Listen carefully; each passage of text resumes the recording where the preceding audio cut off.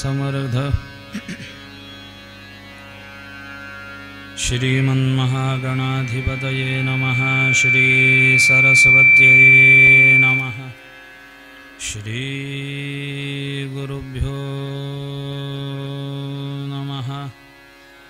सजयति सिन्दूरवदनो देवो यत्पादपङ्कजस्मरणं वासरमणिरिव तमसान्द्राशिन्नाशयति विघ्नानां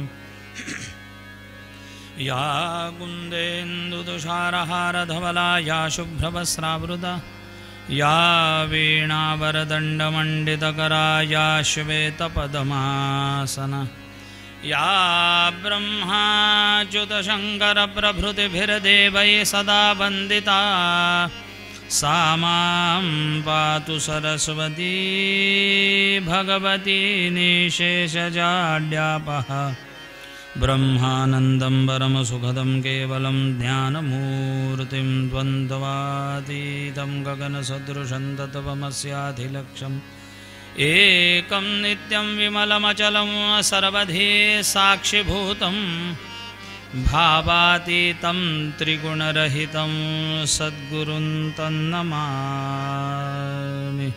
शङ्करं शङ्कराचार्यं केशवं बादरायणं सूत्रभाष्यकृतौ वन्दे भगवन्तौ पुनः पुनः। राम राम रामेति रमे रामे मनोरमे सहस्रनाम तत्तुल्यं रामनामवरानने। काषाय वस्त्रं करदण्डधारिणं कमण्डलुं पद्मकरेण शङ्खं चक्रं गदाभूषितभूषणाद्यं श्रीपादराजं शरणं प्रपद्ये। मूकं करोति वाचालं पङ्गुं लङ्घयते गिरिं यत्कृपातमहं वन्दे परमानन्दमाधवम्। गुरुर्ब्रह्मा गुरुर्विष्णुः गुरुर्देवो महेश्वरः गुरुः साक्षात् परब्रह्म तस्मै श्रीगुरवे नमः। जय जय राम राम कृष्ण हरि जय जय राम राम कृष्ण हरि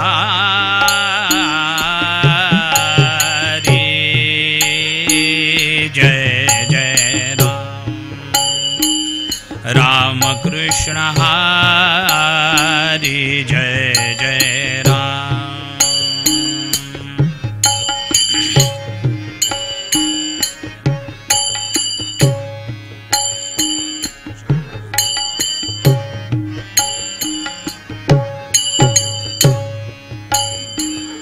राम कृष्ण हरि हरि जय जय राम। थोड़ा सा पेटीचा आवाज।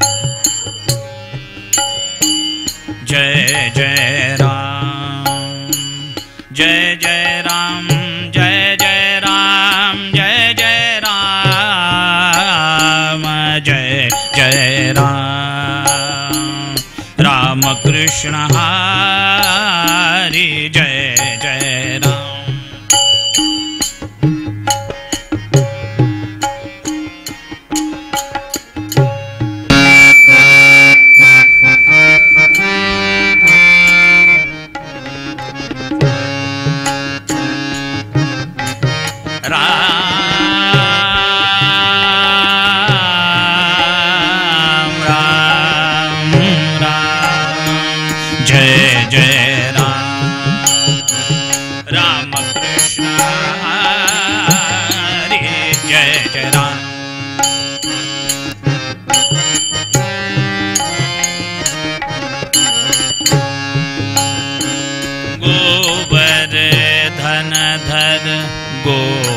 गोपालन रत गोवर्धन धर गोपाल गोपाल गोवर्धन धर गोपाल गोकुल संकटहारी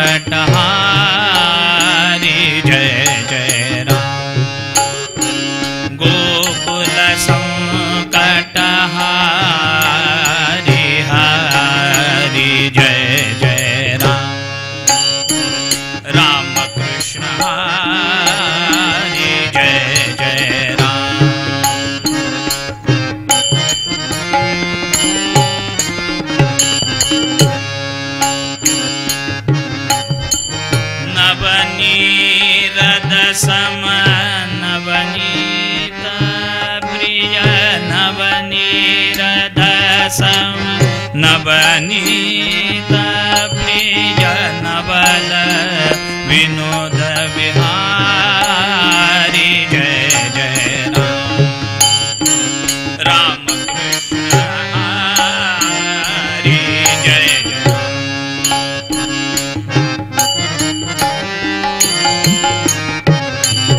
दुर्वासोनुत दुःख विमोचक दुर्जन संगम हरि दुर्जन संगम हरि जय जय राम जय जय राम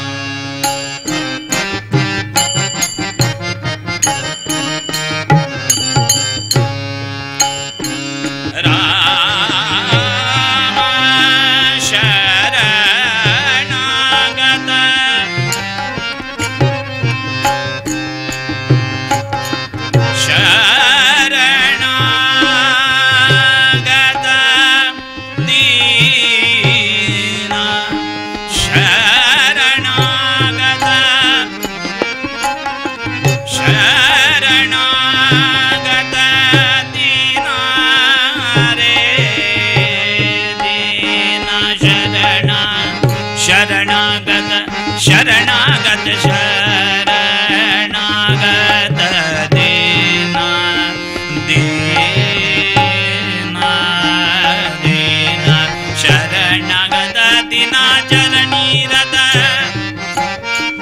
शरणागत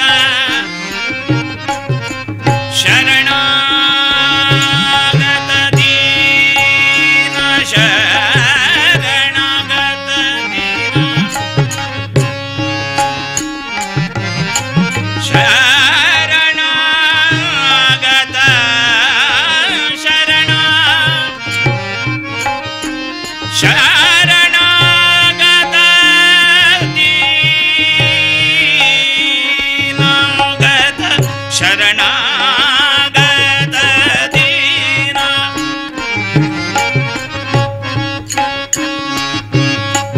शरणागत दिनाचरणी रत करुणा दृष्टि निहारी करुणा दृष्टि निहारी जय जय राम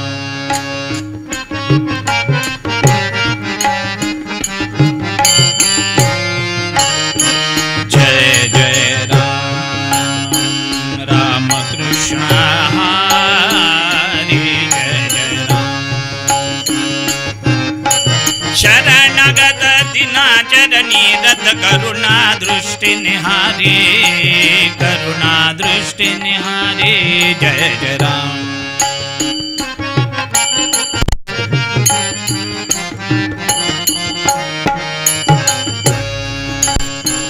राम कृष्ण हरि जय जय राम जय जय राम जय जय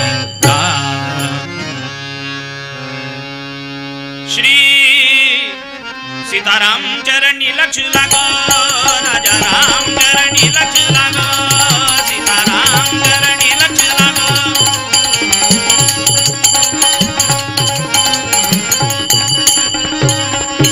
सीताराम चरणी राजा राम चरणी सद्गुरु चरणी लक्ष लागो रे राजा राम चरणी लक्ष लागो सीताराम चरणी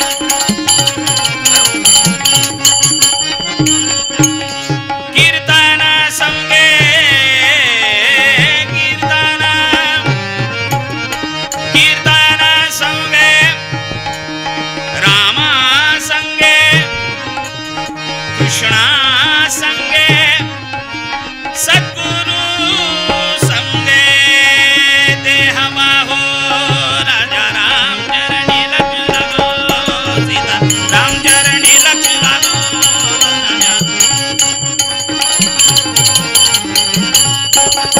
ओ स्वरूपी मन लाभिता स्वरूपी मन लाभिता स्वरूपी मन लाभिता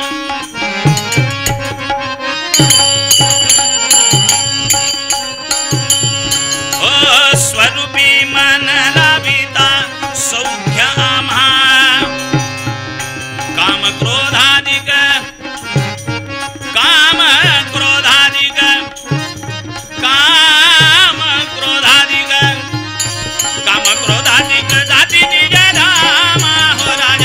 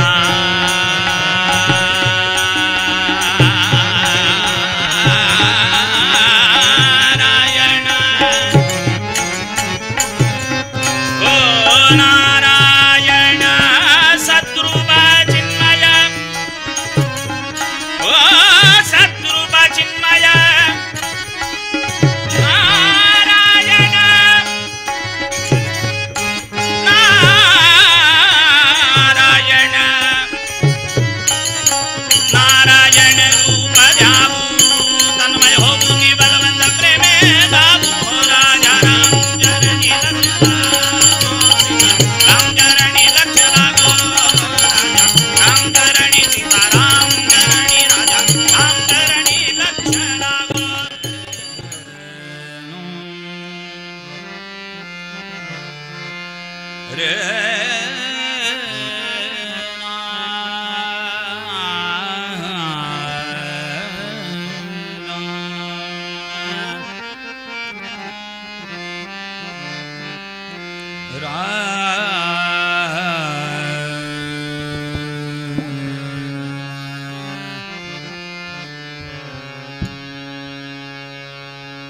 अनन्य शरण दिघा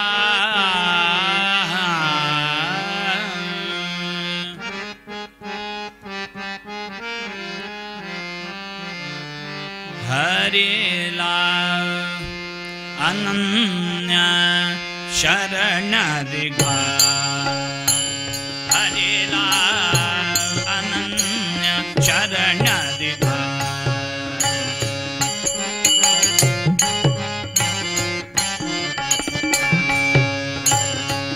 हरिला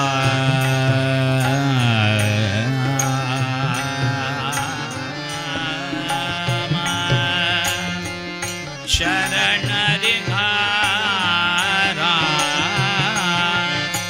हरिला अनन्य शरण रिघा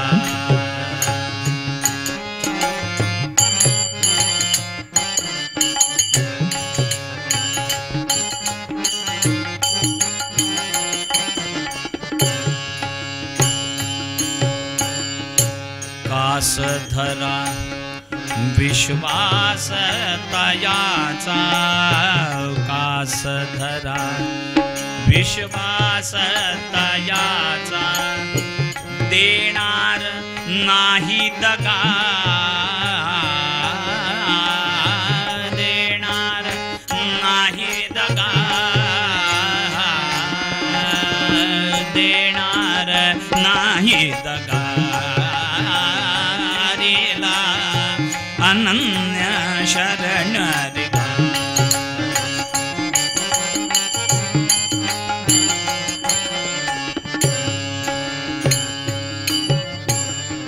ठेवुनिया कर दोन्ही कटेवरी ठेवुनिया कर दोन्ही कटेवरी भक्तासी भेटे उगा हरिहा भक्तासी भेटे उगा हरिला अनन्य शरण दिघा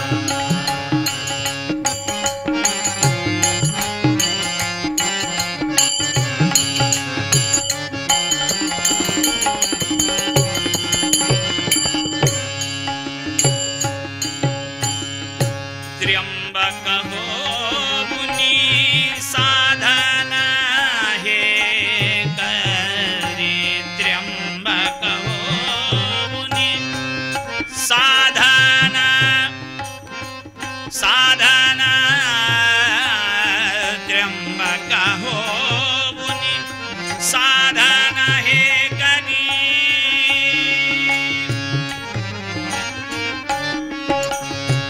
त्र्यंबक हो मुनि साधन हे करी एका जनार्दनी गा हरिला एका जनार्दनी गा हरिला अनन्य शरण दिघा हरिला अनन्य शरण दिघा हरिला अनन्य शरण दिघा शरण दिघा शरण दिघा जयाचा जनी जन्मनामार्थ झाला जयाने सदा वासनामात केला जयांच्या मुखे सर्वदा नाम कीर्ती नमस्कार त्या ब्रह्मचैतन्य मूर्ती श्रोता वक्ता श्रीराम समर्थ जय जय रघुवीर समर्थ अवधूत चिंतन श्री चहा गरम नव्हता का आवाज नाही आला म्हणून. अवधूत चिंतन श्री. कसं असतं, लहान मुलाला चिमटा काढल्याशिवाय आवाज नाही येत, तसं येते का?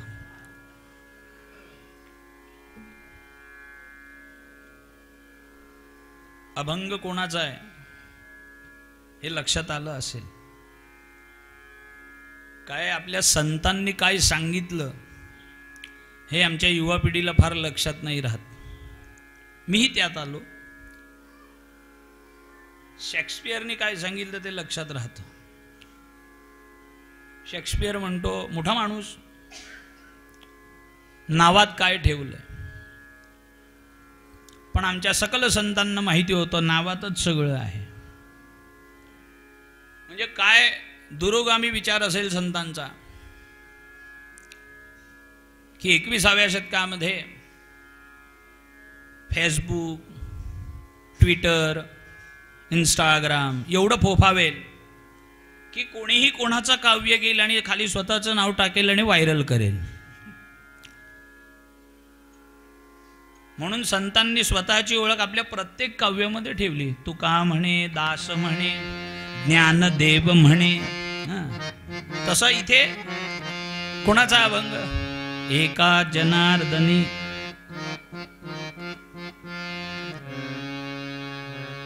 जनार्दन पंतांकडे गेल्यानंतर शरणागत अनन्यता ती स्वीकारली. त्या अनन्यतेचा परिणाम असा झाला की हा असलेला एकनाथ, शांतीब्रह्म एकनाथ म्हणून पुढे नावलौकिक आला. ते एकनाथ महाराज आपल्या या अभंगामध्ये आपल्याला सूचक पद्धतीने सांगतात की तुम्हाला जे या मानवी जीवनाचं ध्येय जर का साध्य करायचं असेल तर सगळ्यात पहिली पायरी काय करावी लागेल? अनन्यता. ती अनन्यता पत्करावी लागते. बरं, ज्याच्यासाठी आपण अनन्य व्हायचंय, ज्याच्या चरणाशी आपण अनन्य व्हायचंय, आधी त्याची ओळख पटली पाहिजे. असं सहजासहजी आपण कोणाला पाया पडत नाही. व्यवहार आहे हा. आपल्या घरात सुद्धा अगदी आपल्या आजोबांचा कोणी मित्र किंवा आजीची मैत्रीण आली, आपल्या घरात नातवंड असतात, आपण त्यांना सांगतो हे नमस्कार कर. ते ओळख पटल्याशिवाय नमस्कार करत नाहीत. हे लहानपणापासून आपण सगळ्यांनी सुद्धा केलेलं आहे. आपण काही याच्यातने बाकत नाही आहोत. हे सगळं आपण सुद्धा केलेलं आहे. मग व्यवहारात जर का आपल्याला त्या समोरच्या माणसाची ओळख पटत नाही तर आपण त्याला साधा नमस्कार नाही, आपण त्याच्याशी बोलत सुद्धा नाही, आपण त्याच्याशी संभाषण सुद्धा करत नाही. का? तर मी व्यक्तीला ओळखत नाही. त्या व्यक्तीचा स्वभाव काय, त्या व्यक्तीला काय बोललेलं आवडेल हे आपल्याला जोपर्यंत कळत नाही तोपर्यंत आपण त्याच्याशी संभाषण करायला जात नाही. किंबहुना यदा कदाचित केलं, त्याला नाही आवडलं, आपल्याला नाही पटलं, तर आपण पार बोलणंच बंद करून टाकतो. हा पुढची पायरी. पण पहिली पायरी, आपल्याला ओळख पटत नाही तोपर्यंत आपण त्या व्यक्तीशी बोलत सुद्धा नाही. ही लहानपणाची अवस्था आहे. मोठे झाल्यानंतर माणसाला शिंग फुटतात, ती अशीच फुटतात. पुंडर ते काय तुम्ही आम्हाला सांगू नका, आम्हाला माहिती आहे काय ते सगळं. विषय संपला. माणूस मोठा झाला की त्याला शिंग फुटतात.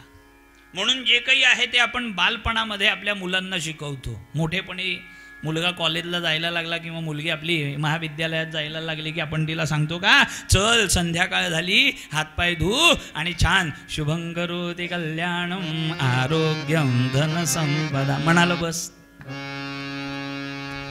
मुळात संध्याकाळी ती घरात पाहिजे. पुंडले घरात असली तरी सांगण्याची मुभा आहे. हल्ली घरात असून सुद्धा ऐकत नाहीत, कानात बोळे घातलेले असतात. व्यवहार दृष्ट्या आपण जर का विचार केला तर आपल्या जीवनाचं, मानवी जीवनाचं साध्य काय आहे? तर एकमेव त्या भगवंताशी एकरूप होणे, त्या व्यतिरिक्त दुसरं काहीच नाहीये. आता सध्या भरपूर आहे. किमान पक्षी 4 BHK असावा, किमान पक्षी एक तरी 4 व्हीलर असावी.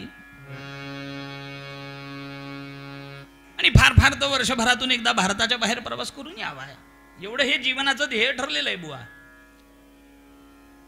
माणूस ह्याच्यासाठीच जगतो आणि ह्याच्यातच खपतो आणि ह्याच्यातच मरतो. पुंडली ते व्यतिरिक्त जीवनाला दुसरं काही ध्येय आहे हे माणूस विसरून गेलाय. चाललाय नाही, विसरून गेलाय.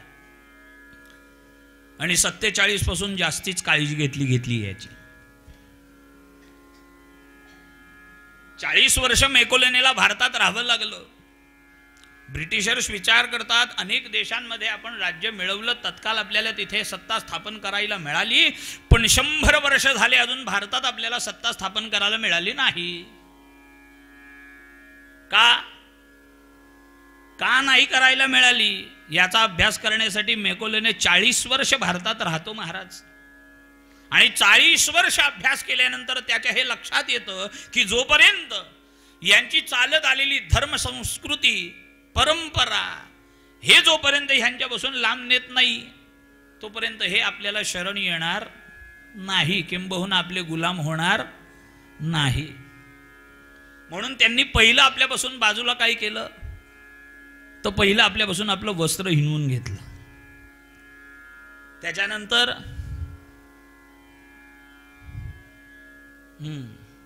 कालच मला एक माझा मित्र भेटला होता. रात्री एका ठिकाणी मी वागणेशच्या श्रीमंत पूजनाला गेलो होतो. तिथं तो माझा शालेय मित्र मला भेटला. त्याला मी विचारलं, म्हटलं सध्या तू कुठे? तर म्हणे मी चायनाला असतो. म्हटलं मग तुला चायनीज वगैरे छान खायला मिळत असेल नाही? सहज मी आपलं त्याला मस्तीत म्हणून विचारलं. तो म्हणाला हो, पण म्हणे आपल्या इथे चायनीज खातात ते चायनीज लोक चायनीज खातच नाहीत. पुंडले म्हणजे विचार करा आपण काय खातो बाहेर. जे खाणारे आहेत त्यांच्यासाठी चायनामध्ये चायनीज म्हणून हे खाल्लंच जात नाही. ते आपल्या इथे चायनीज म्हणून का खपवलं जातं गेल्या 25 वर्षापासून मला नाही माहिती. शोधा, याचा विचार करण्याचा आहे. खरंच या सगळ्या गोष्टी सूक्ष्मतः आपल्या धर्मसंस्कृतीपर आक्रमण जे आहे ते फक्त असं काही युद्धाच्या प्रसंगानेच आहे असं नाही आहे. सुप्तपणाचं आक्रमण 47 पासून चालू आहे महाराज. पिढ्यानपिढ्या बिघडवणं हे आक्रमण आजही चालू आहे. अनन्यता ही फक्त भगवंताशी नाही, अनन्यता ही अनेक ठिकाणी आहे. बायको नवरा एकमेकाशी अनन्य पाहिजे. आई वडील किंवा मुलं आई वडील हे नातं सुद्धा अनन्यतेचं पाहिजे. शिष्य सद्गुरू हे सुद्धा अनन्यतेचं नातं आहे. जसा शिष्य हा सद्गुरूशी अनन्य पाहिजे तसा सद्गुरू हा शिष्याशी सुद्धा अनन्य पाहिजे. सध्याच्या बाबतीत सद्गुरूंच्या बाबतीत न बोललेलं बरं. गुरु बहवो संती शिष्य वित्तापहारकः. गुरु बहवो संती शिष्य वित्तापहारकः. गुरु विरला संती शिष्य चित्तापहारकः. सद्गुरुनाथ महाराज. तसा शिष्यही असावा लागतो आणि तसा सद्गुरूही असावा लागतो.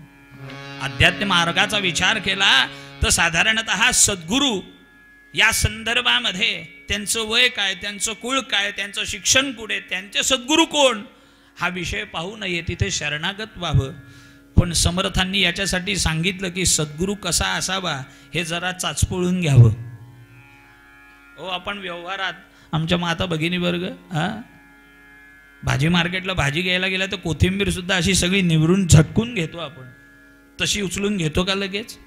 भावताल करतो हा विषय वेगळाच, तो सोडूनच द्या. पण ती कोथिंबीरीची जुडी घेतली ती सुद्धा अशी झटकून वगैरे बहुत मिट्टी है नाही चाहिए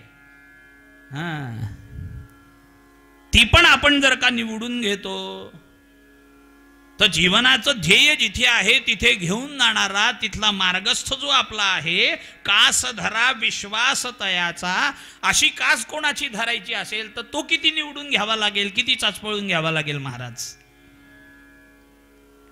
म्हणजे सद्गुरूंची परीक्षा करावी असा विषय नाही आहे, अर्थाचा अनर्थ नाही. पण सद्गुरूंची लक्षणं सांगितली आहेत, त्या लक्षणांमध्ये तर हा असावा. फार इतर विविध लक्षणांचा विचार नाही केला तरी ह्या 2 ओळींचं लक्षात ठेवलं की फार कळून जाईल आपल्याला. गुरु बहवो संती शिष्य वित्तापहारकः आणि गुरु विरला संती शिष्य चित्तापहारकः. आपल्याला कोणाकडे जायचं हे आपण ठरवायचं. शिष्य सुद्धा असा चाचपळून घ्यावा. कोणालाही शिष्य नाही करू आपण, कोणालाही शिष्य करून नाही घेऊ महाराज. शिष्य सुद्धा तसाच चाचपळून घ्यावा की त्याची तेवढी तयारी आहे का. व ज्या एकनाथ महाराजांचा अभंग घेतलाय त्या एकनाथ महाराजांना सुद्धा ज्या वेळेला जनार्दन पंतांनी स्वतःचं वळ ठेवून घेतलं ते तसंच ठेवून नाही घेतलं. आधी परीक्षा पाहिली की नाथा तू आलायस पण माझ्याकडे काय सद्गुरू वगैरे हे नाही आहे. नाही म्हणे मला माहिती आहे, गोदावरी मातेनं मला सांगितलंय की माझे सद्गुरू जनार्दन पंत म्हणजे तुम्हीच आहात आणि मी तुम्ही काही सांगितलं तरी मी इथेच राहणार. याला म्हणतात पक्का निश्चय. आता निश्चय करतात असं लोक, काहीही झालं तरी चालेल. हो काल आज तर काहीतरी 27 तारीख ना, काल माझ्या एका यजमानांच्या मुलाचं लग्न होतं. 10 दिवसापूर्वी ते लग्न मोडलं. 10 दिवसापूर्वी सगळं बँक्वेट हॉल सगळं बुक करून झालेलं असताना मी 17 तारखेला पुण्यातलं लग्न आटपून बडोद्यात आल्यानंतर मला सकाळी त्या यजमान पत्नींचा फोन आला. म्हणे गुरुजी 26 तारखेला तुम्हाला दुसरं काही कार्य आलं तर घ्या. म्हटलं काय झालं. म्हटलं आपलं लग्न आहे ना. नाही म्हणे ते लग्न मोडलं. म्हटलं का मोडलं. मुलीच्या आईनी आता लग्न आहे म्हणून मुलांनी प्रामाणिकतेनं होणाऱ्या बायकोला माझं काही इन्व्हेस्टमेंट आहे, काय सेव्हिंग्ज आहे, ह्या सगळा विषय तिच्यासमोर मांडल्यानंतर तिने घरी जाऊन प्रामाणिकतेनं आईला सांगितला.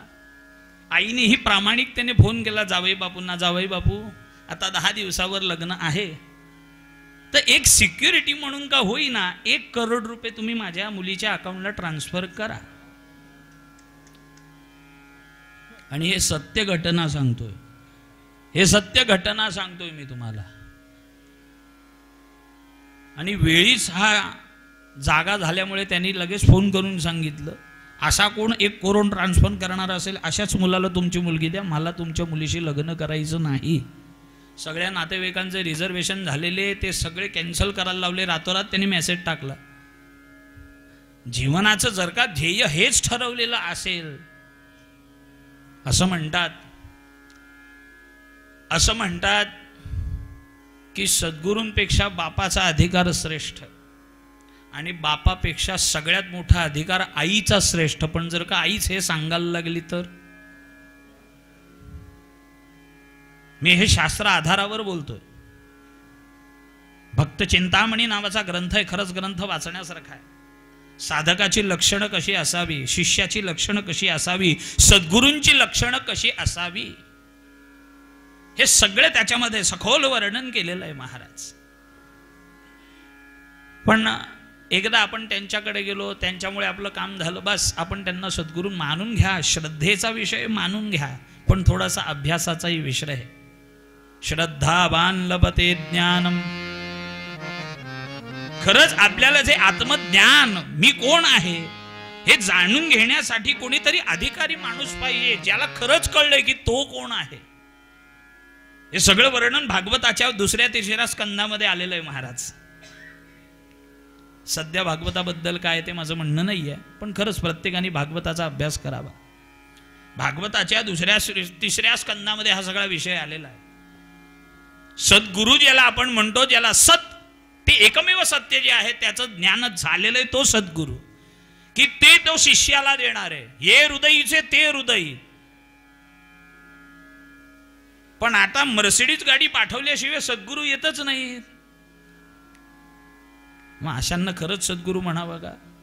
अहो परमहंस परिव्राजिकाचार्य श्रीमद वासुदेवानंद सरस्वती असे तू हिमाचल पायी हिंडले महाराज. त्यांना नाही लागली गाडी महाराज, त्यांना नाही लागलं एसी, उलट पायाला काटे लागले, पण तेही सहन केले. कशासाठी. माझ्या दत्त महाराजांसाठी मला हे केलं पाहिजे. हा निश्चय पक्का आहे, ती अनन्यता पक्की आहे. न अनन्यता ह्या शब्दाचा अर्थच न अन्य, दुसरं नाही. एकदा शरणागती पत्करली म्हणजे विषय संपला. पण आपली शरणागती कशी आहे, सोमवारनी काम नाही झालं की मंगळवारी, मंगळवारचं काम नाही झालं की गुरुवार आहेच. अशी शरणागती नाही चालत. न अन्य, एकदा ते स्वीकारलं म्हणजे स्वीकारलं, आता दुसरा कुठला विषय हाताळायचाच नाही. तसं मी गेल्या वर्षी आलो होतो तेव्हा सांगितलं होतं की जीवनामध्ये एक आधारभूत ग्रंथ पाहिजे, की ज्या ग्रंथाच्या आधारावर आपलं जीवनाचा पाया रचला गेला पाहिजे. मग दासबोध असेल, ज्ञानेश्वरी असेल, भागवत असेल, रामायण असेल, कृष्णचरित्र असेल, एक तरी आधारभूत ग्रंथ असावा. पण हे असं सगळं बुवा आम्हाला काही वेळ मिळणार नाही. हे आपल्याला काही असा वेळ मिळणार का? पहा, अक्षरशः तोंडावर नाही म्हणतात लोक. मला म्हणून कीर्तन आवडतं. लोक जे आहे ते सडेठोक उत्तर देतात. पुंड म्हटलं शक्य आहे का? तर म्हणे नाही. म्हटलं विषयच संपला. मग आता शक्य नाही त्याच्यासाठीच प्रयत्न करणे महाराज. उत्तम तबलावादक, उत्तम पेटीवादक माझ्या जवळ बसलेत. जे नाही येते ते जास्तीत जास्ती त्याचा रियाज करणे आणि ते आत्मसात करणे आणि आनंद स्वतःही घेणे आणि दुसऱ्यालाही देणे. महाराज हाच काम आहे महाराज. आपण घरदार सोडून इथे येतो 7 दिवस कशासाठी येतो? हाच आनंद घ्यायला येतो ना. हाच आनंद घ्यायला येतो की नाही? पण सगळा आनंद सध्याच्या काळात मोबाईलवर आहे. पुंडली सकाळ झाली की रात्री झोपताना सुद्धा बुवा मोबाईल पाहिल्याशिवाय झोप येत नाही. म्हटलं डॉक्टरला दाखव, विचार डॉक्टरला. नाही इथे 3-3, 4-4 डॉक्टर हरकत नाही, इथे तपासून घ्या असं कोणाला काही असेल तर. आणि सगळ्यात मोठे डॉक्टर तिथे समोर बसलेत. एकदा तिथे सरेंडर व्हायचं. अनन्य म्हणजे मराठी भाषेत त्याला सरेंडर होणे असं म्हणतात. की बस मी एकदा तुम्हाला शरण आलोय, काय करायचंय ते तुम्ही करा. हे जोपर्यंत आपली तयारी होत नाही ना तोपर्यंत गुरु सुद्धा आपल्याला काही देत नाही. ते सुद्धा बघतात, खेळवतात आपल्याला. हा घे, तुला काय हवंय बर घे. मुलाला नोकरी नाही लागत आहे घे. सुनबाईला मूल नाही होते घे. सगळं देतात. पण एकदा का आपल्याला सगळं मिळालं की गुरु गुरूंच्या घरी ना आपण आपल्या घरी ना. आपल्या घरची गुरु गुरु गुरु गुरु गुरु वेगळी. पुंड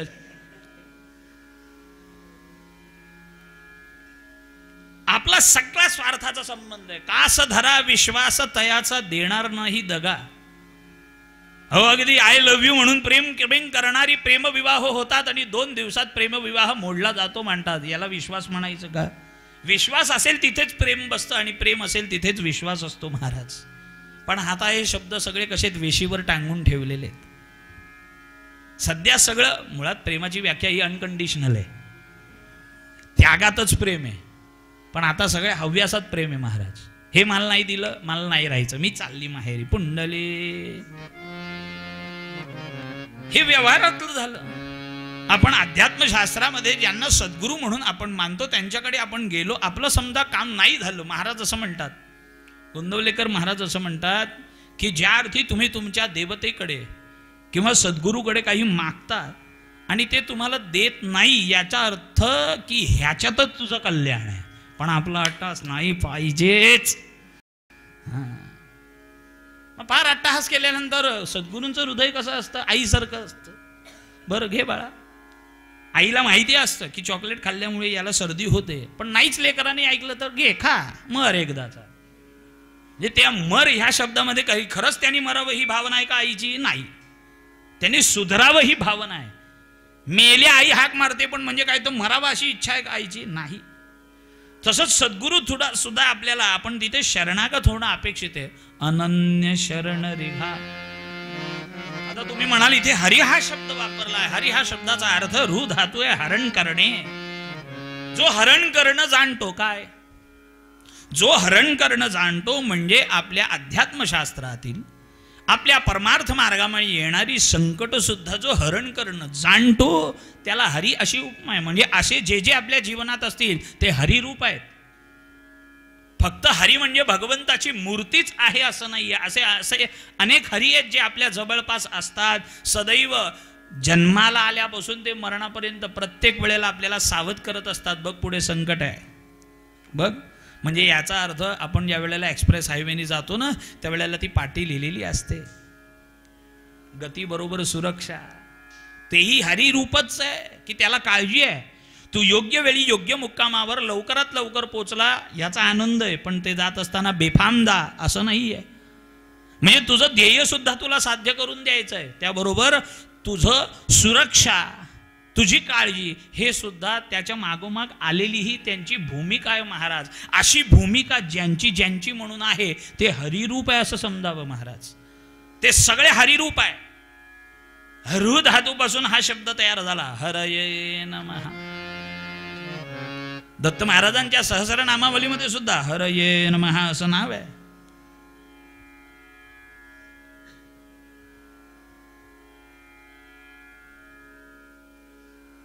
आमच्या वैदिक शास्त्राप्रमाणे ज्या वेळेला यज्ञामध्ये दत्त महाराजांचं आवाहन होतं ना, ब्रह्म हरिहरात्मक असं रूप आहे.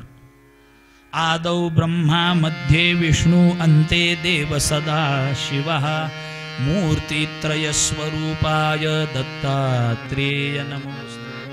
अवधूत चिंतन श्री गुरुदेव. ती अनन्यता अपेक्षित आहे. मग असे जे हरी, ज्याला आपली काळजी आहे तो हरी, म्हणजे हरी मी मणकाशी म्हटलं तसं काही भगवंताचंच रूप आहे असं नाही. तुमच्या आमच्यात सुद्धा भगवंत एकोहम बहु अस्याम भगवान गोपालकृष्ण म्हणतात. ज्या वेळेला गांधारी आक्षेप घेते भगवान गोपालकृष्णावर की तू माझी मुलं 100 मुलं संपवलीस, भगवान म्हणाले कोणी सांगितलं तुझी मुलं आहेत ते? एकोहम बहु अस्याम, तो मीच होतो, तो मीच होतो. ही भगवंताची हरी वेगळी वेगळी रूप आहेत महाराज, जी तुमच्या आमच्या रूपानं, जसं नाटकाच्या प्रयोगामध्ये एक येतो, त्याची भूमिका संपली की तो जातो, दुसरा येतो, त्या भूमिकेत आपण सगळे आहोत महाराज. 84 लक्ष योनी फिरून या जगामध्ये या एका इंदोर असणाऱ्या ठिकाणी आपण ह्या संगमावर एकत्र होतो. काय संबंध आहे का परस्पर पाहिला तर? नातं गोतं सोडून द्या, नातं गोतं सोडून द्या, आपण नात्यातच अडकतो. नात्यातले तेच पुंडली, पण तिथेच माणूस अडकतो महाराज. मानवी म्हणून जो काही तुमचा आमचा संबंध आला, मग त्याच्याशी आपल्याला रस्त्यात सुद्धा आपल्याला काही दुखापत झाली तर लगेच 2-4 माणसं येतात ना धावून, आपल्याला बाजूला बसवतात वगैरे. फोटो काढणारे व्हिडिओ काढणारे वेगळे असतातच आपल्याला फेमस करण्यासाठी. सध्या हे सगळं सोपं झालंय, असून द्या, तो आपला विषय नाही. पण रस्त्यात आपण चालता चालता पडलो, आपल्याला चक्कर आली, काही झालं, लगेच आजूबाजूला 2-3 माणसं असतात ती आपल्याला बाजूला करतात. ते हरिरूप आहे. काय तुमचं घेणं देणं असेल गेल्या जन्मातलं, म्हणून ती इत्ता तुमची काळजी करण्यासाठी इथे भगवंतानी पाठवले की बघ या माणसाला काहीतरी होतंय, बघ त्याला जरा काळजी घे त्याची. काही जण तर दवाखान्यातही पोचवतात आणि काही जण पोचवतात पण. धर्मेंद्र गेला, किती लोकांनी हो स्टेटस ठेवलं, आई वडिलांचं श्राद्ध कळायला. तो गेला, सिनेमातला चांगला नट होता, चांगलं नावलौकिक मिळवलेला होता, त्याच्याबद्दल माझं काहीच म्हणणं नाही आहे. पण जेवढं स्टेटस त्याचं ठेवलं किंबहुना त्याच्यासाठी अश्रू गाळले, आईबाबांसाठी एवढे तरी अपेक्षित आहे.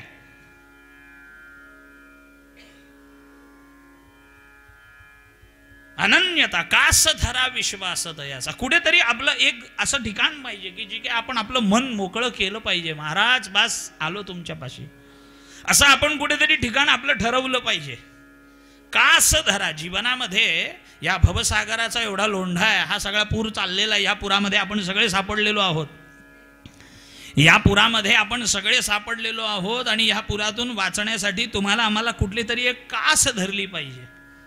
समजा आपण ह्या प्रवाहामध्ये वाहून गेलो तर, बुडलो तर, पण बुडत असताना सुद्धा आपण हातपाय मारतो ना, हातात काही जर का आधार मिळाला तर तो आधार घेत घेत घेत घेत का होईना पहिल्या तिलावर आपण जातो महाराज. मग हा असा ह्या भवसागरामध्ये डुबलेल्या माणसासाठीचा सगळ्यात मोठा आधार म्हणजे कोण? सद्गुरू. सगळ्यात मोठा आधार म्हणजे सद्गुरू. तुम्ही सद्गुरूशी मन मोकळं बोला महाराज.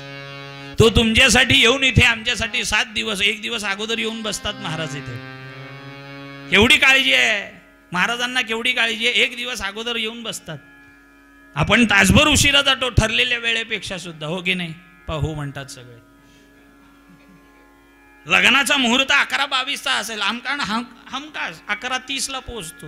अरे लग्न लागलं, हो लागलं. बरं तिथे जाऊन आपण काही फार करणार आहे असं काहीच नसतं. आपण जेवणार आणि ते जरा भाजीत मीठ कमीच होतं, याच्यात जन्म आहे, याच्यासाठीच आपला जन्म आहे महाराज. तिथे गेल्यानंतर तो संस्कार लक्षात घ्या. सध्याच्या काळात एवढी भयानक परिस्थिती आहे. आम्ही अनेक ठिकाणी या गोष्टीचा अनुभव घेतो की विवाह संस्कार असेल, उपनयन संस्कार असेल, सगळ्या नातेवाईकांची आपली सगळ्यांची ही जबाबदारी आहे की तो व्यवस्थित होतोय का नाही हे पाहणं आहे. आपण काय करतो ते स्टेजवर काय चाललेलं असतं आपलं, आपण सगळं मौज मजा चाललेली असते, सेल्फी काढणं, हे काढणं, ते काढणं, गप्पा, हे सगळं सुरू असतं. पण ज्या कार्यासाठी म्हणून आपल्याला बोलवलंय त्या कार्याची आपण किती काळजी घेतली.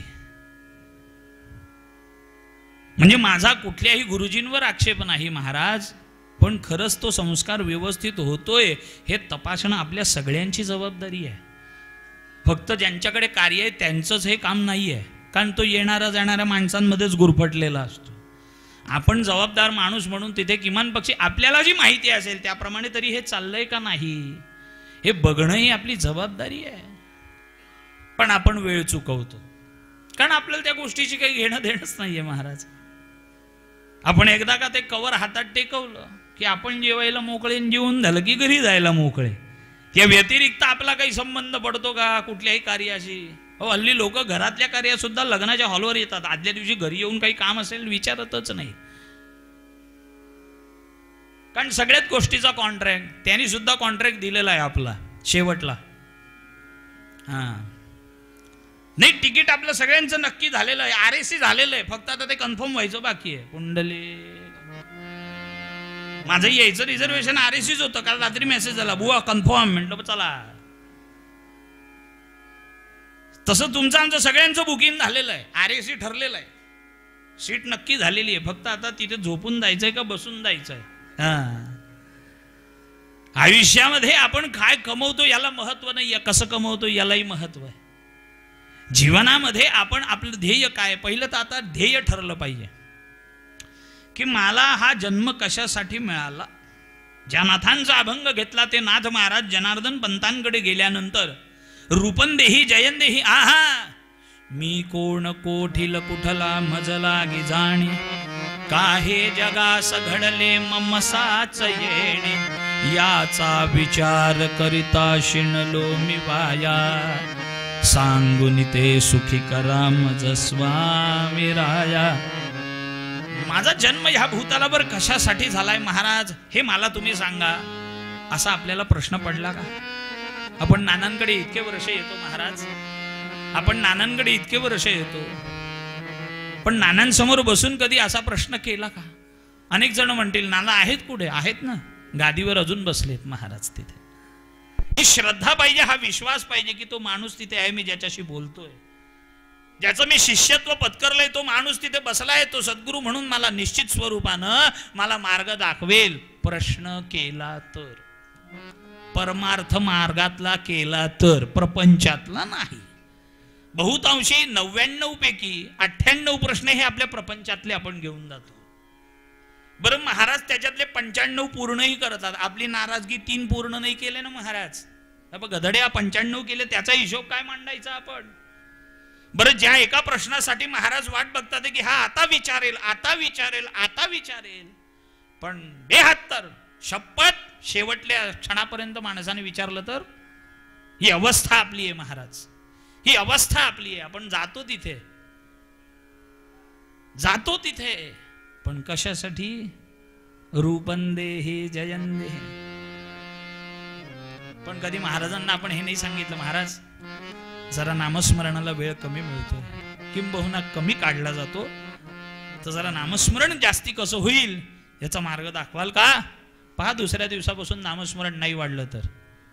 हा अनुभूतीचा विषय आहे, आपण 2 वर्षापूर्वी मांडला होता.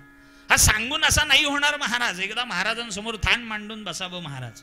ठाईस बसलो नि काही करा एक चित्त सुखी येतो घरा नारायण महाराज. ही अवस्था तुमची आमची सगळ्यांची होऊ शकते, फक्त थान मांडून बसलं पाहिजे.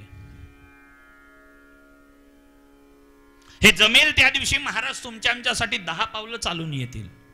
आपली तयारी कशी आहे याच्यावर सगळं अवलंबून आहे. बंड्या 10वीत आल्यानंतर कसं होतं? बंड्या 10वीत आला, परीक्षेचा कालावधी आला तरी बंड्या बिंदास. पण बंड्याला टेन्शन कधी येतं? ज्या दिवशी रिझल्ट असतं त्या दिवशी.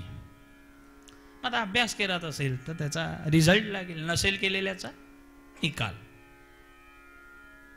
आपलंही तसंच झालेलं आहे. परमार्थ मार्गामध्ये आपण आपली इच्छा आहे की आपण असं उत्तीर्ण व्हावं. मस्त हो, नानांची इच्छा आहे. जे वासुदेवानंद सरस्वती स्वामी महाराजांनी नानांना दिलं ते तुम्हाला आम्हाला द्यायला तयार आहे, ते तुम्हाला आम्हाला द्यायला तयार आहे.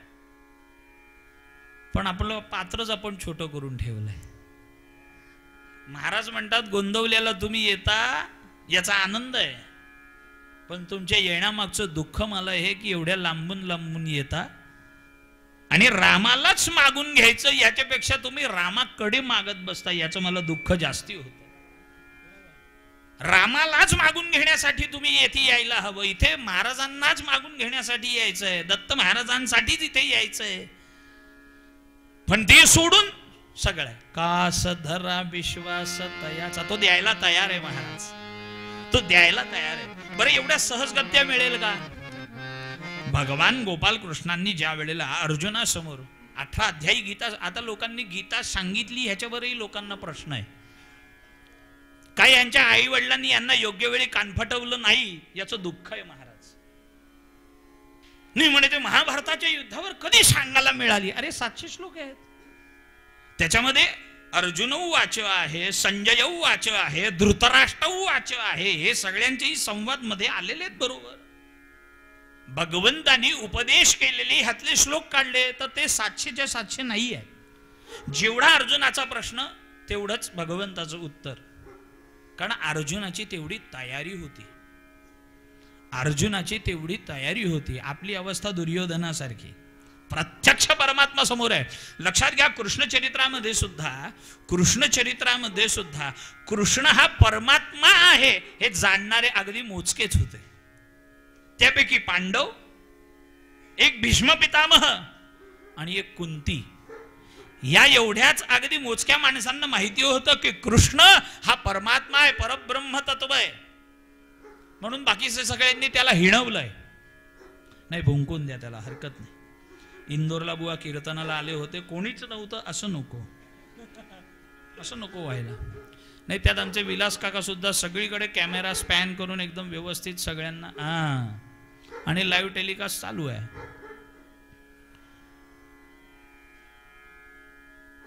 कृष्ण परमात्मा आहे हे जाणणारे कमी आहेत. त्यापैकी एक अर्जुन आहे, आणि अर्जुन ज्या वेळेला म्हणतो सिदंती मम गात्राणी, त्यावेळेला भगवान गोपाल कृष्णांनी त्याला झालेला मोह आपल्यालाही होतो, पण त्याला तो युद्धाच्या रणांगणावर झाला. जेव्हा की माहिती आहे की युद्धाच्या प्रसंगाला हीच सगळी माणसं माझ्या समोर आहेत, पण ज्या वेळेला युद्धाचा क्षण आहे की आता युद्ध करायचं आहे, त्या वेळेला त्याला मोह जागा झाला की हे सगळे माझे आहेत. गोपाल कृष्ण म्हणाले आधी माहिती नव्हतं? ज्या वेळेला युद्ध होणार हे ठरलं त्यावेळेला तुला हे माहिती नव्हतं की द्रोणाचार्य, भीष्म पितामह हे सगळे समोर असणार आहेत? जसे पांडव हे तुझे भावंड आहेत, तसे कौरवही तुझे चुलते का होईना भावंडच आहेत, नातं आहे तुझं त्यांच्याशी. पण हे तुला तेव्हा नाही जाणवलं. आता तरी त्याचा भ्रमनिराश करण्यासाठी भगवंतांनी त्याच्या प्रत्येक प्रश्नाचं उत्तर दिलं. आणि ज्या वेळेला सद्गुरू ही भूमिका मांडतात त्यावेळेला अर्जुनाच्या मनामध्ये वेगळाच संभ्रम निर्माण झाला, आणि अर्जुनाने शंका समोर ठेवली की एवढ्या सहजासहजी हे मिळेल? गोपाल कृष्ण म्हणतात अरे मी सांगतो हे सत्य आहे, आणि तुला हे पटत नसेल तर माझ्यापेक्षा अनेक ज्ञानिक लोक समाजात आहेत, जा त्यांच्याकडे. तुला जर का हे आत्मज्ञान प्राप्त करून घ्यायचं असेल तर माझ्यापेक्षा ज्ञानी अनेक आहेत, जा त्यांच्याकडे आणि विचार. तो म्हणतो कसं विचारू? त्यावेळेला भगवान गोपाल कृष्ण म्हणतात तद्विद्धि प्रणिपातेन परिप्रश्नेन सेवया. काय? तद्विद्धि प्रणिपातेन, नमस्कार कर त्यांना, लोटांगण घाल त्यांच्या समोर, आणि परिप्रश्नेन सेवया. तुला परमार्थातले जर का काही प्रश्न पडत असतील तर ते प्रश्न त्यांच्या समोर मांड, त्याची उत्तर ते देतील, आणि सेवया, त्यांची सेवा कर. लक्षात घ्या, समोरच्याच्या हृदयामध्ये आपल्याला आपलं स्थान मिळवायचं असेल तर सगळ्यात सोपा आणि महत्वाचा मार्ग सेवा. तसं ते सोपे म्हणण्यासाठी 2 शब्द आहेत, पण ते अंगीकारणं हे तेवढंच अवघड आहे. कारण सेवा करणं तुम्हाला आम्हाला एवढं, आपण ही सगळी सेवा करतो, आई वडिलांची करतो, सासू सासऱ्यांची करतो, सगळ्यांची करतो. आपल्या जवळपास जो जो आपल्या जवळ आहे, आपल्या जवळचा आहे त्याची आपण सेवा करतो. पण त्या सेवेच्या बदल्यामध्ये तुम्हाला आम्हाला एवढं तरी अपेक्षित आहे की त्यांनी चांगलं म्हणावं आपल्याला. आहे की नाही अपेक्षित? आहे ना, एवढं अपेक्षित प्रत्येकाला आहे. पण अपेक्षा विरहित आहे. मौनान्मुख प्रवचन पटु वातुलो जल्पको वा. भर्तृहरी महाराजांनी सेवा धर्म कसा आहे, सोपा पण आहे आणि तसा तो अवघडही आहे, याचं वर्णन केलंय. मौनान्मुख प्रवचन पटु वातुलो जल्पको वा. दृष्टी पार्श्ववचसि वसतिच दूरतश्चा प्रगल्भः. क्षान्त्या भीरुः यदिन सहते यदिन रोचते प्रायशौ नाभिजातः. सेवा धर्मः परमगहनो योगिनाम् अप्यगम्यः सद्गुरुनाथ. योगिनाम अपि अगम्यः. योगियांना सुद्धा जमत नाही. काय? सेवा धर्म एवढा अवघड आहे. मौनान्मुख प्रवचन पटुः वातुलो जल्पको वा. सेवा धर्म अगदी सोपा आहे. तुम्ही म्हणतो आम्ही दर महिन्याचा सेवा तर करतो, तो दर महिन्याला मोबदला पण घेतो. बरं, तू जी सेवा करतो त्याचा मोबदला आधी ठरवून घेतो. एवढं पॅकेज असेल तर येणार, नाही तर आता तसं फार सांगताही येत नाही कोरोना पासून. पण त्याचा मोबदला आपण आधी ठरवून घेतो. नवे नवे नवरा बायको सुद्धा नातं त्याचं परस्पर सेवा चाललेली असते, पण दोघांना त्या सेवेचा मोबदला अपेक्षित आहे. मुलगा वडिलांची सेवा करतो, पण त्याच्याकडे सुद्धा अपेक्षा आहे. आपण प्रत्येक ठिकाणी अपेक्षा ठेवून करतो. पण महाराज म्हणतात खरा जो सेवक आहे तो कसा आहे माहितीये? मौनान्मुख. मौन आहे तो, कोणाशी फार वाच्यता करत नाही. त्याचं काम आहे जबाबदारीची जी सेवा ठरलेली आहे ती सेवा तो करत राहतो. मग त्याच्यासाठी त्याला कोणी वाईट बोललं काय काय काही काही नाही, त्याला काही फरक पडत नाही. त्याचं काम चालू असतं आणि मुखाने नाम सुरू असतं. मौनाचे अनेक प्रकार आहेत. मौनाचे अनेक प्रकार आहेत. कोणाबद्दल आपण वाईट न बोलणे हे सुद्धा मौन आहे. कारण साधारणतः दोन माणसं भेटली की तिसऱ्याचा उद्धार सुरू असतो. पुंडली हा प्रयत्न करून बघा. हा मौनाचा प्रकार आहे. आणि मौनम सर्वार्थ साधतम. ज्ञानदेव मौन जपमाळ अंतरी. ज्ञानदेव मौन जपमाळ अंतरी. हा मौन आहे. कसा आहे? मौनान्मुख प्रवचन पटु. एक शिष्य असा, एक सेवक असा आहे की तो मौन आहे. आपण तिथे गेल्यानंतर आला मोठा मौन. एवढं विचारलं कसा आहेस काय, जेवढं बोलायला वेळ नाही त्याला. आला मोठा. हा मानवी स्वभाव आहे. आपण ह्या भाषेमध्ये बोलतो, अनेक वेळेला बोलतो. इथेही असतील असे पुंडली. ते प्रामाणिकतेने आपलं काम करत असतील तर त्याच्या कामात एक रूप झालेला असतो. त्या नामस्मरणामध्ये, त्याच्या सेवेमध्ये तो एक रूप झालेला असतो. आपल्याला नाही उत्तर दिलं तर काय फरक पडला आपल्याला? 4 किलो वजन कमी झालं का आपलं? मी विचारलं आणि तो बोलला नाही म्हणजे काय? या मेनीच सगळी घाण केली आहे महाराज. सोडून द्या. पण मौनान्मुख सेवक असा असतो, तो मौन. त्याचं काम चालू असतं. त्याला काही जगाशी घेणं देणंच नाहीये. माझं काम, माझे सद्गुरू आणि मी बस. एक दुसरा असा असतो प्रवचन पटुहु वातुलो जल्पको वा. सारखं सारखं सारखं आपल्या सद्गुरूंबद्दल प्रत्येकाला सांगत बसणं. पुनरावृत्ती. एकच माणूस आपल्याला तीच गोष्ट 10 वेळेला भेटतो, 10 वेळेला तीच गोष्ट सांगतो. आपण म्हणतो यार डोक्याला ताप आहे यार, हा माणूस नको यार, आता फार झालं. किती वेळा तीच गोष्ट ऐकायची? होतं की नाही आपल्याला असं? पण हाही एक सेवेचा प्रकार आहे. माझ्या असलेल्या देवतेच्या कार्याचा, माझ्या असलेल्या सद्गुरूंच्या सत्कार्याचा प्रचार प्रसार करणे. वातुलो जल्पको वा. वात येतो ना माणसाला, डोक्यात जातो. आपण आपले बरे गप्पा मारतोय. बरं तो आला तरी काय करेल? काहीतरी गुरुचरित्रातलं सांगेल, अमकं सांगेल, तमकं सांगेल. नकोय आपल्याला. फार झालं. आता तासभर आपण कीर्तनाला बसलो, तासभर भजन ऐकलं, फार झालं. ओव्हरडोज होतो बुवा. एवढी सवय राहिली नाही लोकांना लोकांचं ऐकून घ्यायची. पुंडली. म्हणून तर मी दरवर्षी येतो इथे. वातुलो जल्पको वा. दृष्टी पार्श्ववचतिश दूरतश्चा प्रगल्भः. काही असतात ते सारखे पुढे पुढे पुढे पुढे पुढे करणारे असतात. तुम्हाला हे हवंय का, मी आणून देतो. तुम्हाला ते हवंय का, मी आणून देतो. तुम्ही मला सांगा तुम्हाला काय केलं. हो रे बाबा, आता जा ना, मला काही माझं करता येत नाही का. आपली ही भाषा असते की नाही. पण तोही सेवक असतो, तो खऱ्या मनानं हे सगळं करत असतो, पण आपल्याला त्याचा काय होतो, त्रास होतो. आपण त्रास करून घेतो.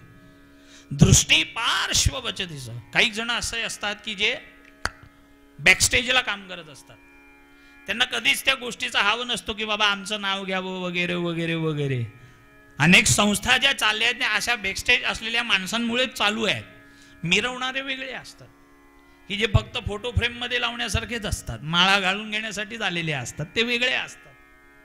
पण खरे काम करणारे मोजके असतात. अगदी आमच्याकडे 200 माणसं आहेत कार्यकर्ता, मग काम करणारे 5, 195 फक्त सेल्फी काढणारे आहेत. दृष्टी पार्श्ववचतीत दूरदर्शा प्रगल्भः. काही जण असे असतात, लांबून काम करतात, जवळ येत नाही, त्यांना आपली ओळखही दाखवायची आवश्यकता वाटत नाही. असेही काही सेवक असतात. क्षांत्याभिरुः यदि न रोचते. एक असा असतो, शांत असतो, शांत चित्ताने त्याचं काम चालू असतं. तुमच्याशी सुद्धा तो अगदी गोड गोड गोड बोलत असतो. आला मोठा, गुळ लावतो, आपण लगेच बोलतो असं. त्याच्या बाबतीत कोणी शांत राहणारा असेल, शांत चित्ताने त्याचं काम करणार असेल, कसे हात, या या या या, बसा बसा बसा बसा, आले मोठे. आपली भाषा ही आहे महाराज. क्षांत्याभिरुः. त्यांना भीती वाटते, कदाचित कोणाला काही वाईट वाटलं तर ते शांत चित्ताने काम करतात, बाजूला जाऊन बसतात. काम पडलं लगेच येतात, काम करतात, बाजूला जाऊन बसतात. त्यांना काही घेणं देणं नाही कोणी आपल्याला चांगलं म्हणावं. त्यांची इच्छा एकच आहे की त्यांना आनंद मिळावा आणि त्यांनी कृपा माझ्यावर करावी आणि त्या स्थानापर्यंत म्हणजे त्या हृदयापर्यंत मला घेऊन जावं, बस एवढीच इच्छा आहे. प्रायशौनाभिजातः. काही जणांना तनानी सेवा करणं शक्य आहे, काही जणांना धनानी सेवा करणं शक्य आहे. आणि काही जण असतात, बुवा मनात आहे बरं, तुम्ही दरवर्षी इंदोरला येता, मला 15 वर्ष माझ्या मनात आहे की तुम्हाला प्रसादाला घरी घेऊन जावं. काही असेही असतात, मनात सगळं असतं, मनात सगळं असतं. नाही म्हणजे इथे आपण असा विचार करू की मनात काही चांगला विचार येणे, कार्यक्रम कशा पद्धतीने चांगला होईल हा विचार चांगला येऊ शकतो मनामध्ये. ज्यांना धनाने शक्य आहे, जे प्रत्यक्ष इथे येऊ शकत नाही, ते काय म्हणतील की बाबा लागेल ते मी तिथून पाठवेन तुम्हाला, मला आता सध्या येणं शक्य नाही आहे, पण उत्सव एकदम उत्तम पद्धतीने करा, काही कमी पडलं तर मला सांगा. असेही असतात. प्रायशौनाभिजातः. काही कमी पडलं नाही पाहिजे महाराजांच्या उत्सवामध्ये, असेही असतात. सगळ्या प्रकाराचे पाहिल्यानंतर शेवटली ओळ महत्वाची भर्तृहरींनी ठेवली. सेवा धर्म परम गहनो योगिनाम अपि अगम्यः. अपि अगम्यः, अगम्य आहे. आता हे एवढी सगळी सेवकाची लक्षणं सांगितली. घरी जाऊन फक्त विचार करा ह्याच्यातलं कुठलं आपल्याकडे. त्या सेवकाला नाव ठेवणे हीच भूमिका फक्त आपल्याकडे. त्या व्यतिरिक्त सेवक धर्माचा एकही गुण आपल्याकडे आहे का, हे आपण आरशासमोर बसल्यानंतर आपल्याला लक्षात येतं महाराज. आरसा हा फक्त रंगरंगोटी करण्यासाठी नाहीये, आत्मपरीक्षण करण्यासाठी आहे आरसा. म्हणून आरशासमोर जुने लोक म्हणायचे की आरशासमोर फार वेळ बसू नये, कारण तो नकारात्मक ऊर्जा द्यायला लागतो. आपला चेहरा आहे, 22 वर्ष आपण पाहतोय, ह्याच आरशामध्ये पाहतोय, पण कधीतरी असं जरा आपल्याला वाटलं की जरा निरखून बघूयात, केवढा स्वच्छ असणारा चेहरा आपण कधीतरी निरखून बघूयात. आणि जरा आरशाजवळ आपण गेलो ना की बारीक सारीक काही काही गोष्टी दिसायला लागतात आपल्याला, आणि मग त्याच्यातून नकारात्मक ऊर्जा तयार होते. म्हणजे आरसा आपल्या असणारी आपल्या जवळपासची प्रत्येक गोष्ट आपल्याला काहीतरी शिकवते. ही आरशाचीच भूमिका जणू काही सद्गुरूंनी आपल्या जवळ घेतली, आपल्या समोर ठेवल्यासारखं आहे. सद्गुरू आपल्याला आरसा दाखवतात. बघ कोण आहेस तू, तुला कुठपर्यंत जायचं आहे, तुला कुठपर्यंत जायचं आहे, तर माझ्या सद्गुरूंनी मला जे दिलं ते मी तुला द्यायला तयार आहे. तुला ह्या पायरीपर्यंत यायचं आहे, पण तू कुठे आहेस, अजून तू या मार्गालाच लागलेला नाही. मंदिराची पायरी तर कधी चढशील हा विषय निराळा. म्हणून कास धरा विश्वास तयाचा देणार नाही दगा. अनन्यता जर का आपण आपल्या जवळच्या असणाऱ्या माणसावर, व्यक्तीवर ठेवतो, देवावरही ठेवतो, पण त्या देवाची ओळख करून देणारा सद्गुरू याच्यावर थोडासा का होईना आपला अविश्वास असतो महाराज. हा अविश्वास थोडासा बाजूला टाकला ना महाराज, तर निश्चित स्वरूपानं हे हृदयीचे ते हृदयी, हे हृदयीचे ते हृदयी, जे गोपाल कृष्णांनी अर्जुनाला विराट स्वरूप दाखवलं ना, त्या विराट स्वरूपाचा द्योतक म्हणजे आपला सद्गुरू. त्यांनी ते स्वरूप पाहिलेलं आहे. ते स्वरूप तर तुम्हाला मला दाखवायला सुद्धा तयार बसलेलं आहे. आपल्याला पाहायचंय का नाही हे आपल्यावर अवलंबून आहे. उद्याच्या दिवसात थोडंसं अधिक चिंतन या विषयावर करू. म्हणून पूर्व रंगपदामध्ये तुम्हाला आम्हाला एकनाथ महाराज म्हणतात की बाबा रे, हरीला अनन्य शरण रे गा. हरी हा शब्दाचं मी फोड केलेली आहे की बाबा हरी म्हणजे फक्त देवत्व, ज्याच्यातलं देवत्व जाग आहे तोच या करुणेनं दुसऱ्याचं दुःख हरण करू शकतो, दुसऱ्याचं संकट हरण करू शकतो. त्याप्रमाणे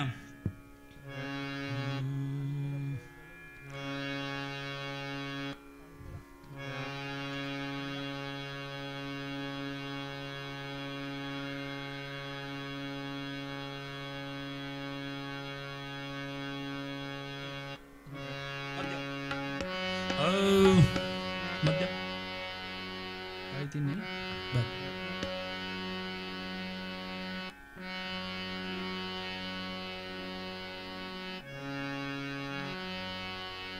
शरण दिघा हरिला अनन्य शरण दिघा हरिला.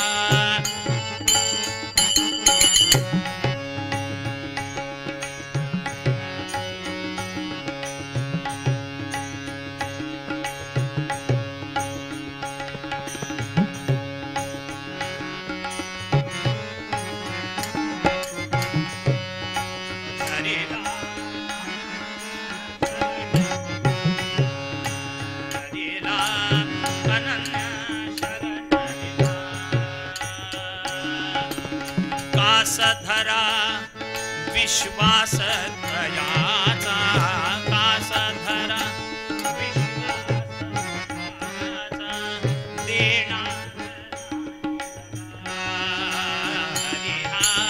देणार